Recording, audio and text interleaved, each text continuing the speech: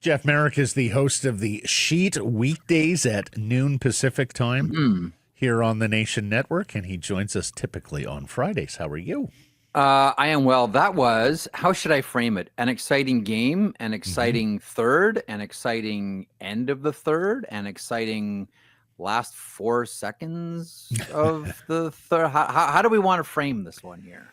No, I wholeheartedly agree. Like, throw out the first period and the last 40 minutes in the overtime. Like, that's what playoff hockey is about. You know, the thrills, the chills. The first, though. Like, if you're, that's fair. I get it. Like, if you're a Vancouver Canucks fan, you're like, oosh, man, this one has an odor. But man, Lankinen was awesome. Well, how many goals should Robert Thomas and Jordan Kyrou have had in that first frame? Let's ask you this as an objective observer, because obviously Canucks fans want the 2 points. The Canucks want the 2 points, but yeah, in the measurement of that's a big game, did the Canucks show up for that game, do you think? They the goalie showed up in the first. Look, I think all of this is going to be linked to Quinn Hughes anyway. Like, if you're going to get 3 periods and 30 minutes out of Quinn Hughes, you have a shot. I think that Vancouver showed up really in the third period on this one. The first two were Lankinen just trying to keep Vancouver's head above water here. But like, as Kelly Rudy would always tell me, like, you don't have to apologize for having a good goalie or having good goaltender or having a good goaltender. Like last time we all checked, the goalie is part of your team. So not the best 3-period team effort by Vancouver yesterday. But then again, like at the end of the game, you look at the sheet and you say to yourself, oh yeah, Elias Pettersson had 2 points. So, like, it wasn't obvious that, oh, look, Elias Pettersson is back. I'm not ready to make that conclusion yet. I don't think any of us are. But as the game's progressed here, even just very quietly, there's EP40 with another couple of assists. And listen, Brock Boeser was outstanding yesterday. Quinn Hughes, I hate to shudder to think what he's going to look like if they keep playing him this much for the remainder of the season. But good on Quinn Hughes and a couple of very un-Quinn Hughes gaffes and turnovers in that game. But nonetheless, they're going to live and die on this guy. Like, just as a neutral observer on this one, it was, even though the outcome wasn't what Vancouver wanted, but they did salvage the point on a very dramatic goal by Brock Boeser. It was a very entertaining hockey game. And look, take solace in this. No one's touching St. Louis right now. They have hit a stride right now, like few other team. Well, no other team right now post 4 nations in the NHL. Like that is the toughest out right now, maybe the side of the Carolina Hurricanes in the NHL. So we do anticipate Demko at some point. We're less sure about Philip Hedl. How would you handicap their chances here down the stretch after they need a second line center? They and it was painfully obvious yesterday. Like they need this team needs a second line center. Like they're not surviving with their head above water here without Philip Hedl. That they, as much as I keep saying, oh, this is live or die, ride or die with Quinn Hughes, this is going to be the whole thing. They do need a second line center, and you wonder how much of a difference that would have made in a game last night, after Vancouver decided to wake up and make it a game and catch up to Kevin Lankinen's play. A legit second line center would have really helped. So yeah, it's like, listen, the margin for error is so thin right now for Vancouver. Like it is. And you look at how many teams are fighting for that final playoff spot. And, Utah's got the Buffalo Sabres putting the puck in their own net, which is its own story on its own. But like, they're right in that mix. St. Louis is hot. We know what Dustin Wolf is doing here with Calgary. It's going to be an exciting ride to the finish. We'll see where Vancouver ends up in this entire mix, but they cannot afford injuries. They cannot afford key players, key positions out for a long time. And that was pretty obvious in a game last night where, one specific player can mean all the difference. Let me throw something at you then, because we have talked for several weeks here now about a second line center. How are you going to go about getting one? We've gone over the free agent list. We've thought about trades. Blake has even broken out some, unlikely but worthwhile explorations on offer sheets this summer. I'm scrolling X last night. I see a Canucks fan at EP40 All-Star. With Norris and Cousins off the market, I cannot think of a team willing to sell a center iceman besides the New York Islanders. If they're heading to a rebuild, is Bo Horvat going to be available this summer, Jeff? I'm not gonna lie to you and say that I haven't thought about it as well. right? Like, I know it didn't exactly end well between this management group and that player at all, and how they and we all, I don't want to relitigate the whole thing, but how they prioritize the signings. We've all been through it. But I'd be lying to you if I didn't say I've wondered about it. Now, having said that, let me play Killjoy and said I haven't heard it. Like, it's one of those things that it's, it's a good, sports talk radio topic, as we're firing around. Okay, try to marry a player to a position. I haven't heard it. It wouldn't be like the Islanders, though, to go full scale tear down rebuild. And even if you are rebuilding, like, isn't Bohorvat the kind of guy that you want around younger players? Yeah. It's not as if like here's a guy that's going to be, awful for a rebuilding team. And, I think if anything, if you're going to rebuild, that's one of those veteran guys that you want around, unless they're going to go this rebuild and Bo Horvat says, I don't want any part of that, which again, I have not heard. This is all just like you guys, like, speculating. I wonder if we're just turning over, could shake free. We're turning over rocks here and wondering where you get your second line center. Just explain this to me. Lou wants a world where his son Chris takes over, and yet there was reporting, David Pagnotta, if I'm not mistaken, talking about like scouts having screaming matches in the pre-deadline meetings with the Lamoriellos about the direction or lack thereof, and wanting to re-sign a bunch of guys who obviously haven't proven good enough. Like, where is that franchise headed, best you can tell? I think the first decision is what's happening with Lou. And this is, as you can imagine, and this is right from up top, this would be ownership. Is Lou coming back in this capacity? Given Lou's history, position in the game, status, respect, all of it, this just can't be a press release. This is what's happening with Lou. Like, this needs to be handled. Again, if they're not going to bring him back to run this team, this one has to be handled so sensitively. I wonder if, and again, I'm not reporting this. We've all heard the whispers, all heard, what's happening with the Islanders this offseason, who's going to be making the decisions. If they are going to make a decision on Lou Lamoriello, I would imagine it would be framed or couched as a type of promotion for Lamoriello. This would have to be like the softest of possible landings. I don't think it's any secret that, Lou Lamoriello, wherever he goes, would like to clear a spot for Chris somewhere. I don't know if that's the direction they do go in, but it would make some sense to me and that's major A, if they're going to do it, and B, if he would still be able to wield some type of influence on who his successor is. I would imagine that would make sense to me and a lot of other people. Two questions. A whole lot has to happen between now and then. Two questions from the same sort of topic here with regards to Brock Boeser after back-to-back 2-goal games here for the player. A, can he score his way back into the hearts of this management group? I think he can score his way back into the hearts of the fans. But what about this management group? And what is the greater danger, do you think? Falling in love with your own player and re-signing them when you probably should move on, or trading away a player that all the warts on him to acquire a player that you think something about, but you really don't? What's the bigger danger? It's a great question. I always default to the smartest thing is keep the player you know. Keep the player because there's already a relationship. And we all know how, relationships are, like melodies and the symphony. They rise and they fall and they rise, like any type of relationship, right? I always think back, to me, the greatest sports quote of all time came from, just bluntly, like one of the most deplorable people in the history of sports, and that is Don King. And there's one thing that he said that's always stuck with me and has always rung true. This one moment of truth from like the ultimate BSer in the history of sports. And it goes like this: where there's money, there's understanding. And that's all that it really comes down to, right?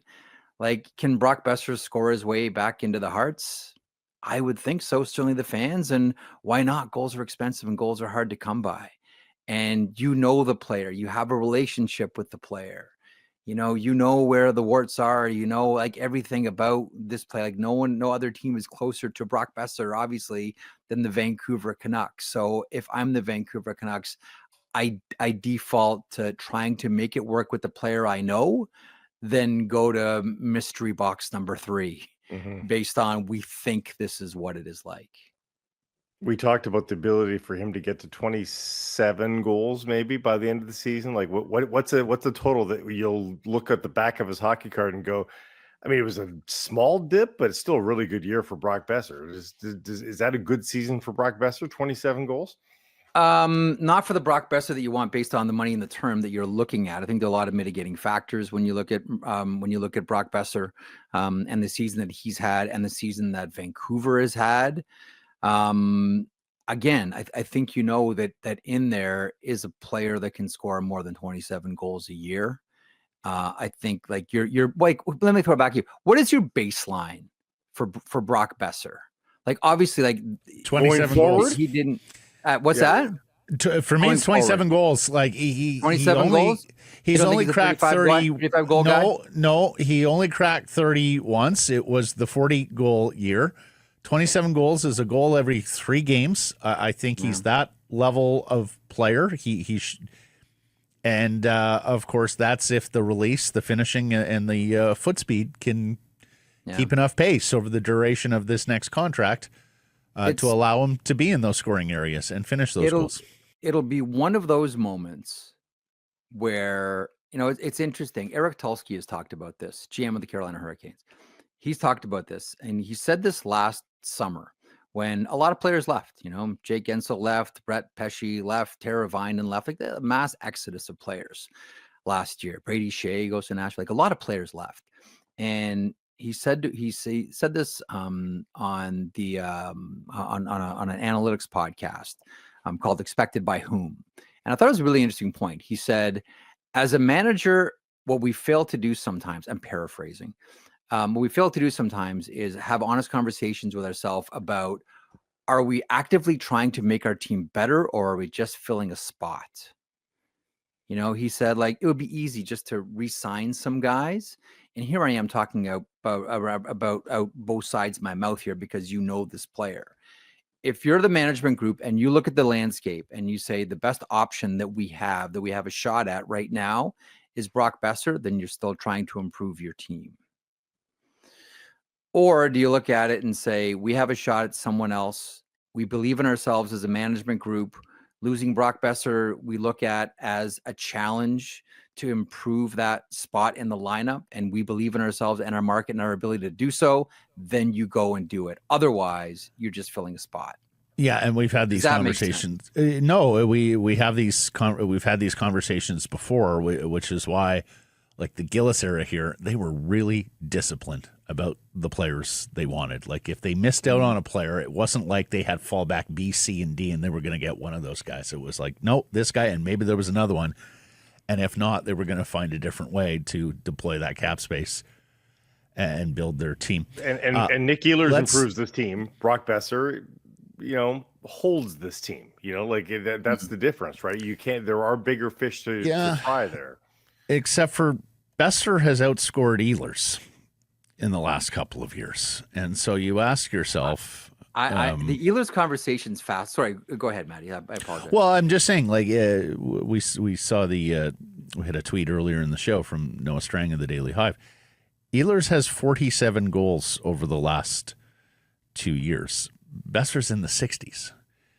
So Ehlers has better foot speed. Ehlers has been a longer, consistent 20-goal guy. Yeah.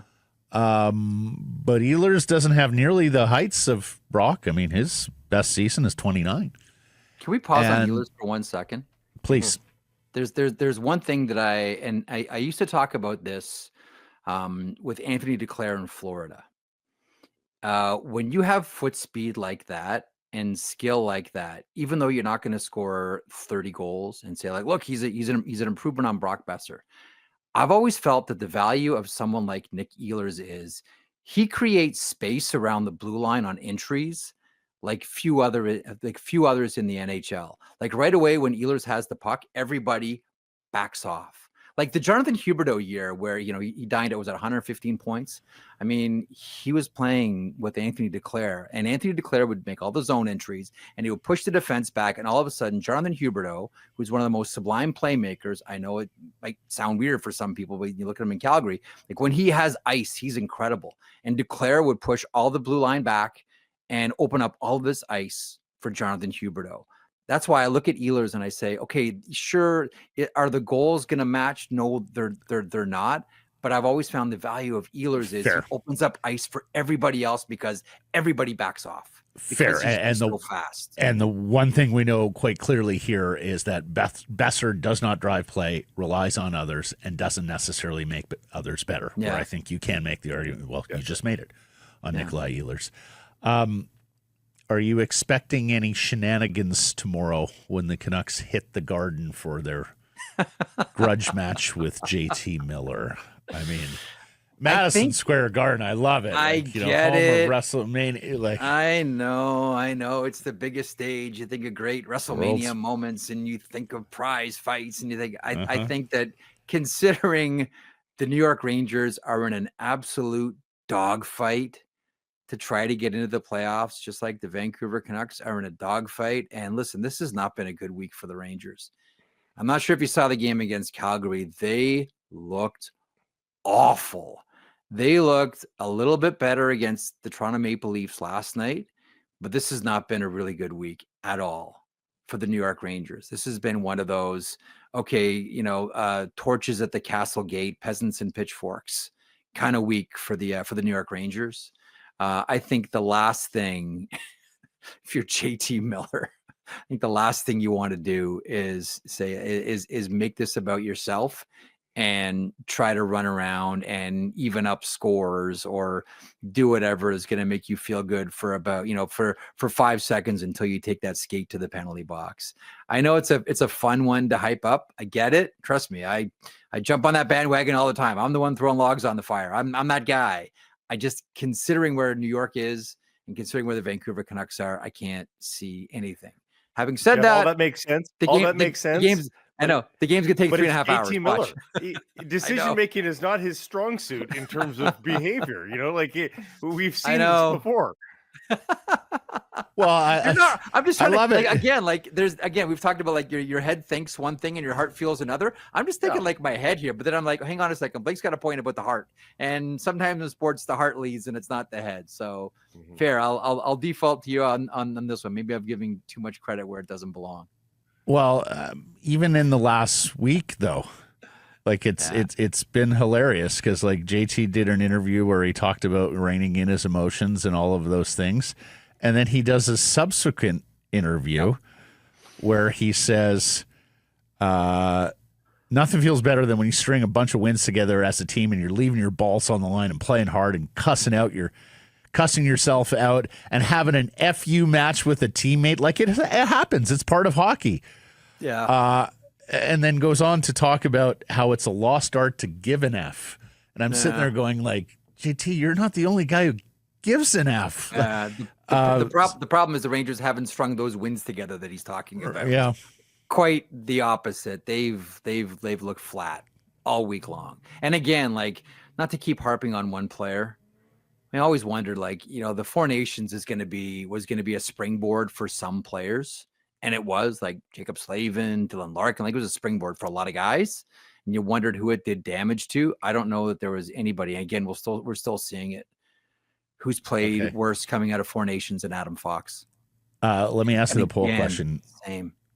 Yeah. Are overall the Canucks better off without JT Miller? Given everything that was surrounding this organized, like from a skill point of view on the ice, no, because very few players bring what JT Miller brought. But given everything that was happening and the cloud that was over this team, and the distraction and the conversation, like that needed to end. So for that, on the ice, they're not better off. Off the ice and as a whole, long term, they are better off. How's that for sitting on the fence? No, I think we got you down as a yes. No, but I answer the question the same way, similarly. Okay. I like to throw something at you at the end. Okay.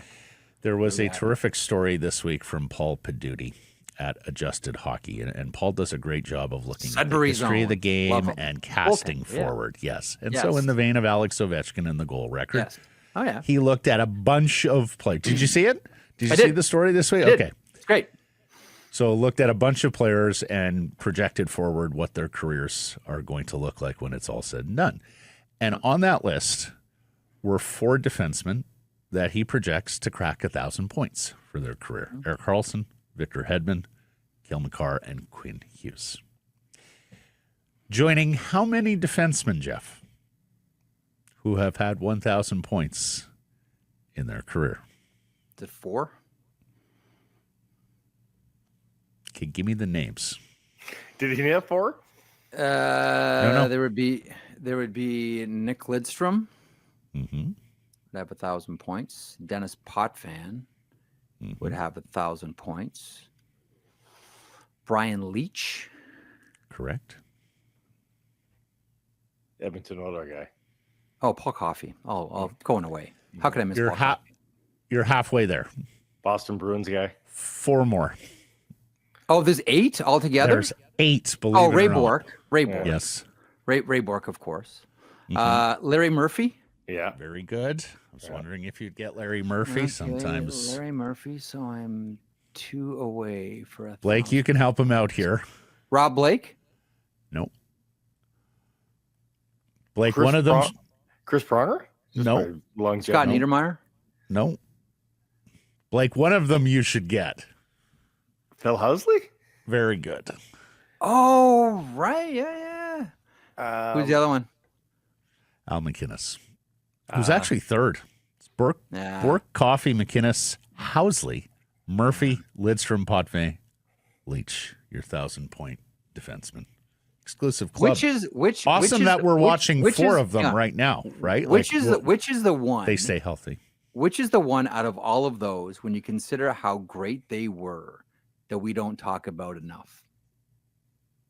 Probably legacy-wise, Al McKinnon. Well, Larry Murphy's the obvious guy. He's sort of the ugly duckling of that group. Yeah. But in terms of Larry Murphy's the defensive version of Mike Gartner. Just longevity sort of gives him the big gaudy statistics. But in terms of like just legacy, we probably don't talk about Al McInnes enough. Like everybody else, I think, gets their shine. Al McInnes gets shine in Calgary, I think, but probably nowhere else. I would say. So I agree exactly with what Blake was saying, but given that they won 4 consecutive Stanley Cups and 19 consecutive Stanley Cup playoff series, which when you're looking at records that will never be broken, Denny Potvin, that's where I captained those teams. That's where I go. Yeah. And in that, I'll throw another one out at you too. I know like and he did play well, like make no mistake about it. But, and again, I'm really going to age myself here. Going back, and I did this a few summers ago, going back to watch that 1976 Canada Cup, Potvin was the best player. It wasn't Bobby Orr. Potvin was the best. And we forget too, like not only could he put up points, he hit like a freight train. Like he was... Like there's some guys on that list that are probably not protecting a 1-goal lead in the final minute, or if they are, they're doing so on stature more than necessarily. Potvin was all of those things. So here's my not a complaint, but here's another. You always know that I love to come on your show and grouse about things. Here's my problem. Here's a problem that I have. We should make a feature Unfortunately, we'll never know the answer to. Players write books. Coaches write books. Referees write books. Owners write books. General managers don't write books. Yeah. We hear a lot about doing, what's right for hockey and the good of the game and all of that.